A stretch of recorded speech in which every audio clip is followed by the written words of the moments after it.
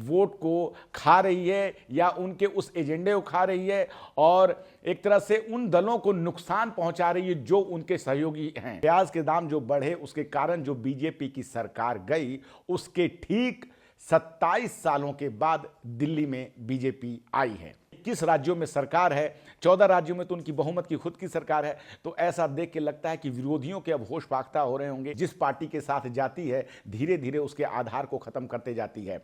अब दिल्ली में जिस प्रकार से भाजपा ने प्रदर्शन किया है उसके बाद से सभी की नजर बिहार पे है कि बिहार चुनाव में क्या होने जा रहा है।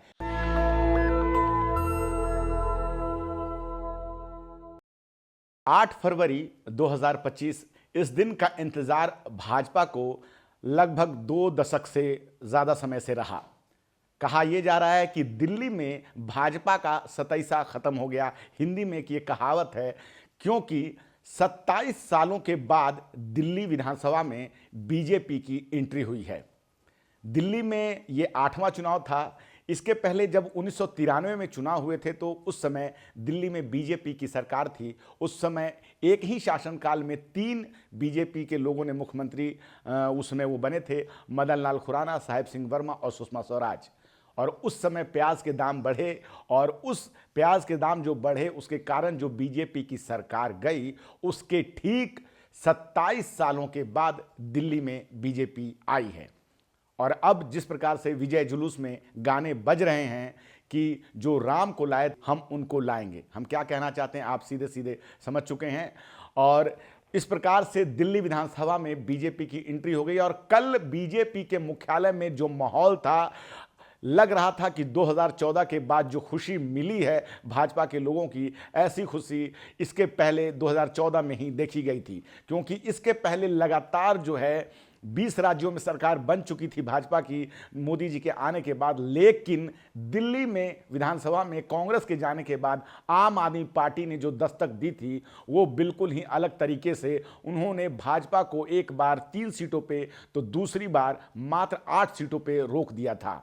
लेकिन अब जाकर भाजपा दिल्ली के विधानसभा चुनाव जीत चुकी है और 48 सीटों के साथ सरकार बनाने जा रही है। लेकिन सवाल यह है कि अब आगे क्या।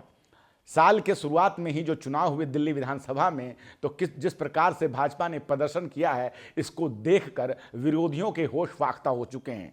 क्योंकि किसी को भी उम्मीद नहीं थी कि इस तरह का भाजपा प्रदर्शन कर पाएगी। ऐसा लग रहा था कि इस बार भी जो है एंटी इनकम्बेंसी तो है, लेकिन कम सीटों के साथ ही सही, लेकिन आम आदमी पार्टी सरकार बना ले जाएगी। लेकिन ऐसा हुआ इस बार कि आम आदमी पार्टी मात्र 2% वोटों के शेयर के अंतर से लगभग वो जो है 40 सीटों का उसे नुकसान हुआ और वो सत्ता से बाहर हो गई। लेकिन जिस प्रकार से बीजेपी मुख्यालय में कल प्रधानमंत्री नरेंद्र मोदी ने भाषण दिया और कांग्रेस पे आरोप लगाया कि कांग्रेस किस प्रकार से अपने सहयोगी दलों के वोट को खा रही है या उनके उस एजेंडे को खा रही है और एक तरह से उन दलों को नुकसान पहुंचा रही है जो उनके सहयोगी हैं। लेकिन ये कहते के साथ ही वो इस बात को भूल जाते हैं कि क्या यही काम भाजपा ने भी अन्य राज्यों में अपने सहयोगियों के साथ किया है।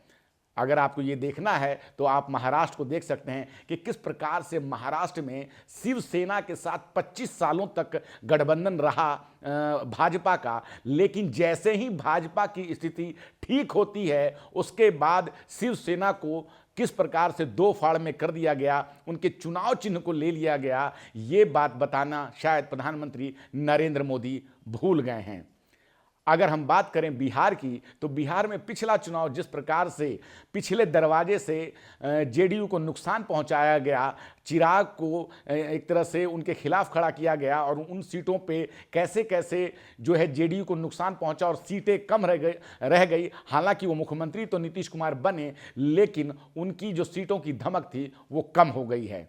ऐसा ही कुछ हुआ आप उड़ीसा में और जगन मोहन रेड्डी के साथ आंध्र प्रदेश में। यहाँ कोई डायरेक्ट उन लोगों का कोई गठबंधन तो नहीं था, लेकिन जिस प्रकार से वो लगातार जो है सरकार के विधेयकों को पास करवाने में उन्होंने सहयोग देते रहे, लेकिन उड़ीसा में जब पिछला विधानसभा चुनाव हुआ तो हमने देखा कि कैसे भाजपा ने वहां पे किस प्रकार से बीजू जनता दल को नुकसान पहुंचाया भाजपा ने, और अब उनकी वहां सरकार है पूरी तरह से।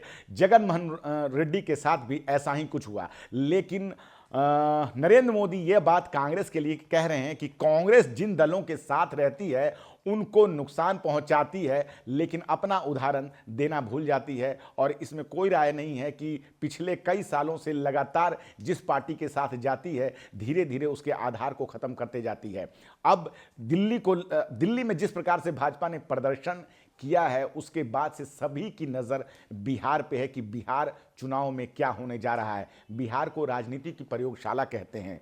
लोकसभा चुनाव के दौरान जो इंडिया गठबंधन का निर्माण हुआ तो वो वहीं से हुआ, और किस प्रकार से इंडिया गठबंधन ने लोकसभा में प्रधानमंत्री नरेंद्र मोदी का बहुमत उनसे छीन लिया, वो इस बात को जानते हैं।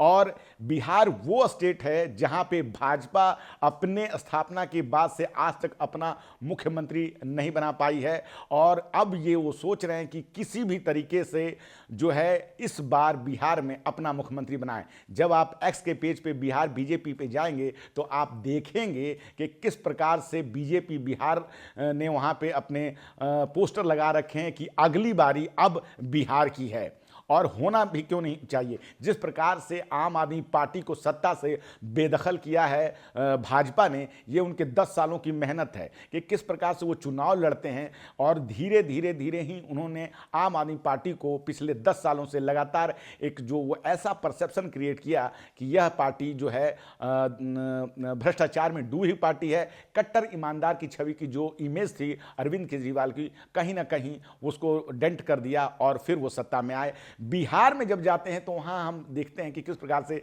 राजनीति जो है जातीय समीकरण में बदलती है। वहां पे आरजेडी सबसे बड़ी पार्टी अभी है। आरजेडी, बीजेपी, जेडीयू, एलजेपी और तमाम जो राजनीतिक दल हैं जातीय समीकरण के साथ साधे हुए हैं। ऐसे में बीजेपी को बहुत ही साध कर वहां खेल खेलना है, इस बात को वो जानती है। उन्हें पता है कि नीतीश का साथ छोड़ देना उनके लिए बिल्कुल ही नुकसानदायक है। वो कहीं ना कहीं इस बार भी चाह रहे हैं कि बीजेपी जो है नीतीश को चेहरा बना के चुनाव लड़े, और फिर जब चुनाव के बाद मुख्यमंत्री बनाने की बारी आई तब वो एकनाथ शिंदे वाला मॉडल वहां अपनाएंगे।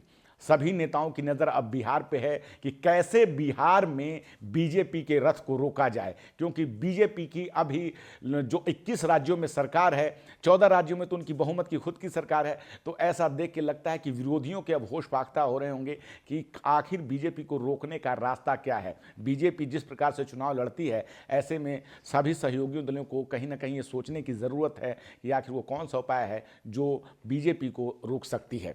धन्यवाद। नेशनल दस्तक की आपसे गुजारिश है कि अगर इसको बचाना चाहते हैं तो नेशनल दस्तक को सब्सक्राइब करने के लिए रेड कलर के सब्सक्राइब बटन को दबाएं, फिर बेल आइकन की घंटी दबाएं। नेशनल दस्तक को बचाने के लिए बहुत जरूरी है कि हर खबर को शेयर करें, लाइक करें, कमेंट जरूर करें।